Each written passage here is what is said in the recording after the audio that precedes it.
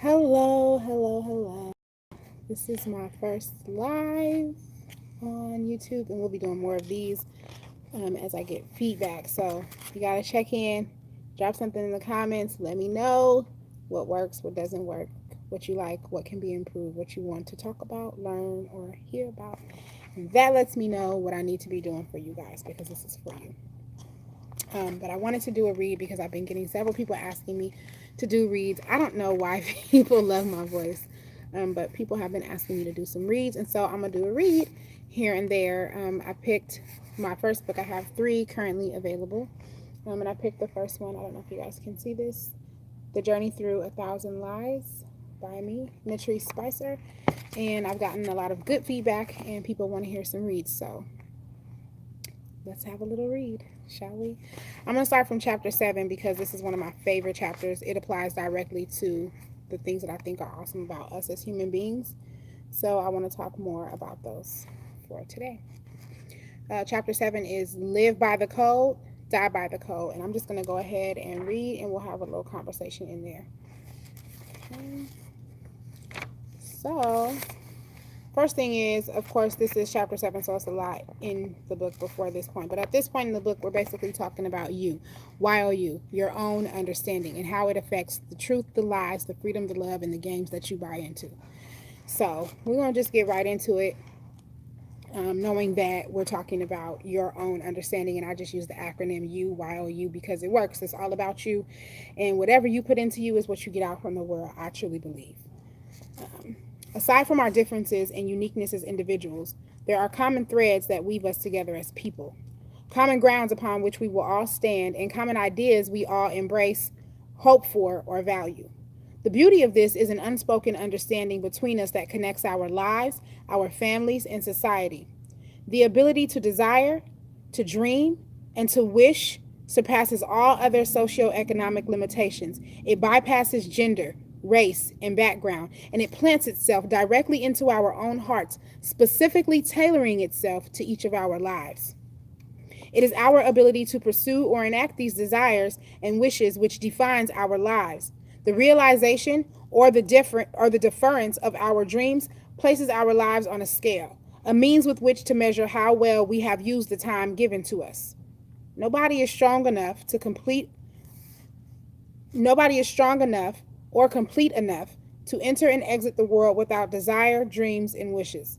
We are born to quantify our existence, and we don't exit until some sort of definition has been placed on that existence. We discover or we don't discover things about ourselves that influence us to be the types of people we ultimately commit to being.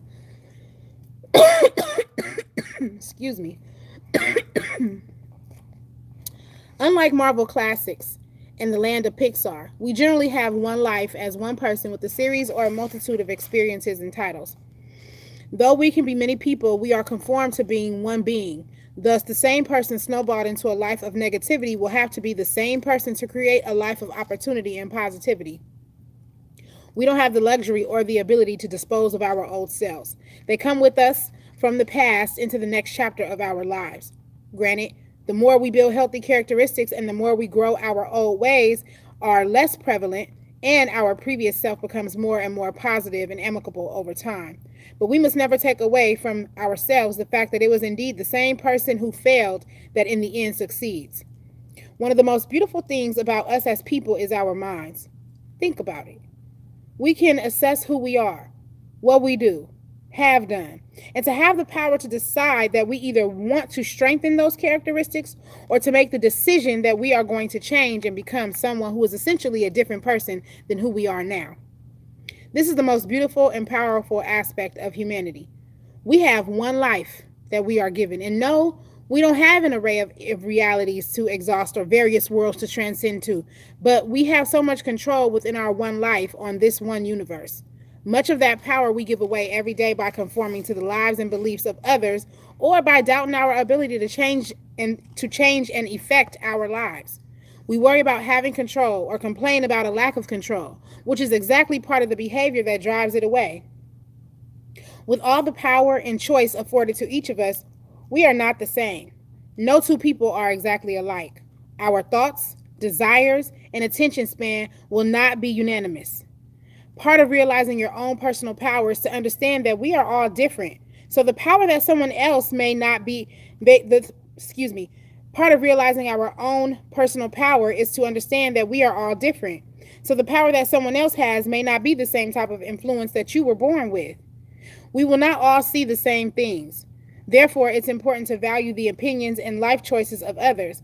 The key is to respect and trust yourself enough to always tailor your life and choices to your personal foundations and beliefs. Attention to details of life will vary from person to person. Some people aren't even interested in growth, development, self assessment, or even this book for that matter. Everything is not for everyone. I'm okay with that, and you have to be okay with that.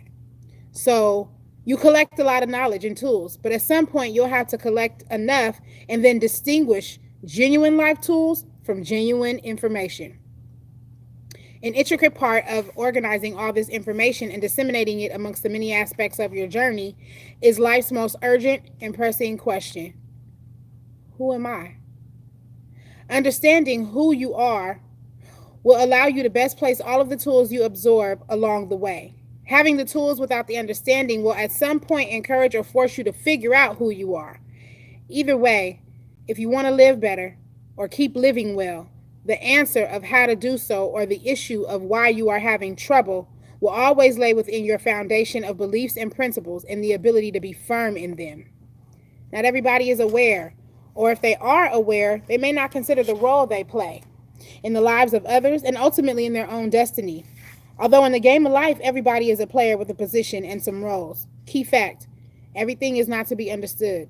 If you require to understand every detail and aspect of life, sadly, you'll have an extremely tumultuous road to the inevitable demise that awaits us all. The most important aspect of life is to embrace and enjoy it. The most important factor in life is happiness and progression of character. It's to know your role. Who are you? What do you bring to the table of life? What type of person do you desire to be? And are you meeting your own expectations? You must not only understand, but also be comfortable enough with the information about yourself to either stand firm in your beliefs or to be diligent in making the changes you feel are necessary. Again, every single aspect of life is not for mastering and understanding. The distinguisher to the confusion of what to focus on in life and what to pass on is congealing your own understanding of yourself.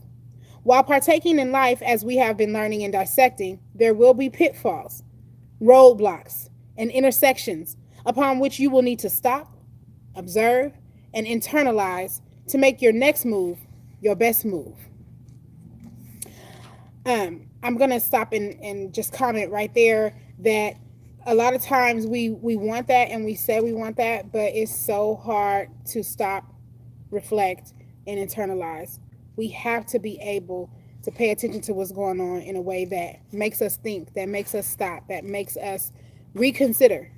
Because when we can't do that, then it's really impossible to change and to get the things that we want. I'm going to go back into the reading, but I want you guys to just be cognizant of the fact that everything starts in the mind. So it has to trickle down. Going to school early on, I had applied for a scholarship. And I knew that I wanted to go to this school, but it was a school far away. It was the Hamlin School for Girls. And as an inner city child of the projects and a single parent family, we just didn't have the resources to get me to school. And so one of the things that happened was a conversation with my mother when I explained to her that I was serious about this and I wanted to go to this school. I had made a decision this would be good for my life. And I just had some inclination, even as an 8-year-old little girl, that this was a critical step that I needed to take, even if I would have to make sacrifices like getting up early, not hanging out, not being with my friends, having more homework, and not having a lifestyle that looked like the other girls who I would be sitting with in class. And one of the first questions my mom asked me was if I could see it through to the end. She was essentially asking me if I knew myself well enough to know what it would take for me to graduate, what may give me a struggle in the process, and if I knew of any qualities within myself to succeed in spite of the difficulties. I answered her firmly, yes, I can keep my grades up and graduate. They may not always be the best grades, but I will put my classes where they need to be and I will get my work done. See, I didn't know all the issues that I would face or the intricacy of the finances behind attending school. I knew that I had already gotten a scholarship for 1 year. I was pretty sure I could repeat that. I also knew that I would have to take the bus. I like to be independent, and so even though it was a bit scary, I knew I could do it every day by myself once mom stopped riding with me. I also knew that some of the kids might be curious, and I had been warned by older black kids that they may not like the only black girl in the school. I also knew that other people of other races tended to love me no matter what, and I loved all people anyway. So, in my mind, these are all conquerable factors. I was sold on the idea that I could do this. And so I had to be the one to do it because I knew, even at a young age, that one of my greatest strengths is being determined. I will not give up. I was born this way. So, all of the values and qualities and education that was placed on me to absorb or latch onto, my own determination is what allowed me to receive it. My fondest memories are of students and teachers who exemplified the type of dedication required to be their person you desire or to achieve the goals you set. They were aware of the world around them, but narrowly focused on what they wanted to have directly in their everyday lives. They set the tone for their futures and lifestyles by staying committed to what mattered or ignoring what was not conducive to meeting the goal. I can vaguely recall a call of venting about home issues to a school friend who casually said, "Well, you're not there right now, so none of that is important." Though at the time it felt like a dismissal of my people and our struggles, she was right. Her point was that by focusing on what I didn't want, I would get that. Or what I didn't want to become, I would become that. And if I didn't want it, I couldn't keep focusing on it. If I wanted to create or reinforce any change, I had to be determined to know what the offset was to the dysfunction that I faced at home. I needed to reassign myself to learning about everything different so that I could make a difference. As I grew, I learned to focus on what changes looked like instead of focusing on the thing I wanted to change. A strong point of reference for me was the block. Now you call it the trap.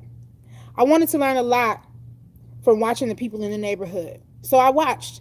And I learned a lot watching the guys and girls do the typical things that many people do daily when surviving in such environments. One clear factor was that these people, whether successful at it or not, sought to achieve financial freedom, power, and respect, and they would stop at nothing, right or wrong, to get it. I didn't like the fact that a person could be so shady towards another, but I valued the fact that relentless effort always produced more of a result than sitting and waiting for results to occur. From TV and documentaries, I learned that the most notorious organizations share a common belief. You live by the code, you die by the code.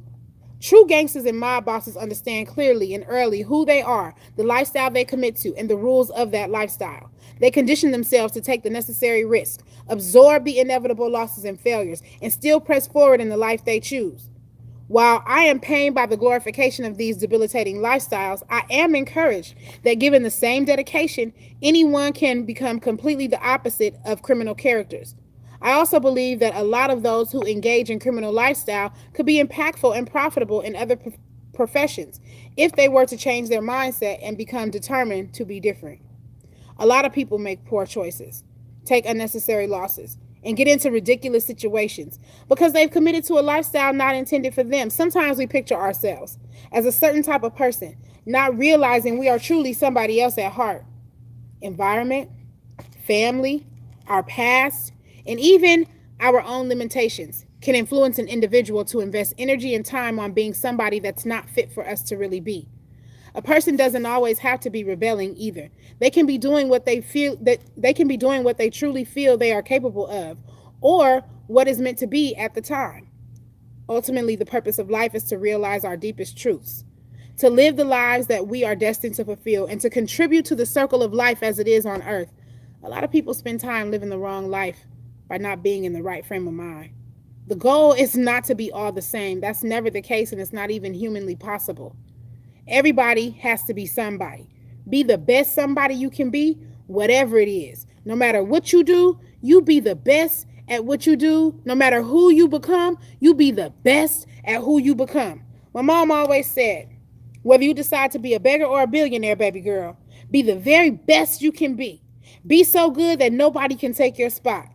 And you do this, it'll take your whole life, but you'll come out all right. I wonder why she wanted me to be a beggar. I learned later that life is not about what others want for us, but what we want for ourselves. My mom was making the point. that things in life can always go one way or another, but there's always a balance of things. The first step of any journey is the most important, and your attitude is what sets you on track. Commitment is what keeps you going. The best decisions to make in any situation are often the hardest to digest or follow through. The choices that seem easiest to enact or that bring upfront satisfaction usually come with a backlash. Our willpower towards the things that matter most at heart dictates our choices and our path in life. If it seems like you making a choice that's leading you in a direction you did not intend to go in or no longer desire, then it may be time to reassess what you prioritize and where your commitments lie. Ultimately, you are most dedicated to the things you give the most energy or time. If you seek family time, but you always with friends or socializing, it's hard to dispute that you are placing the need to be around others for fun over the desire to be with your family. Now, if you wish you had more time for family, but are always working, then priorities are intact. Working results in growth, structure, and oh yes, the almighty dollar. If the fruits of your labor are not directly for their needs, they are certainly for your needs and sustenance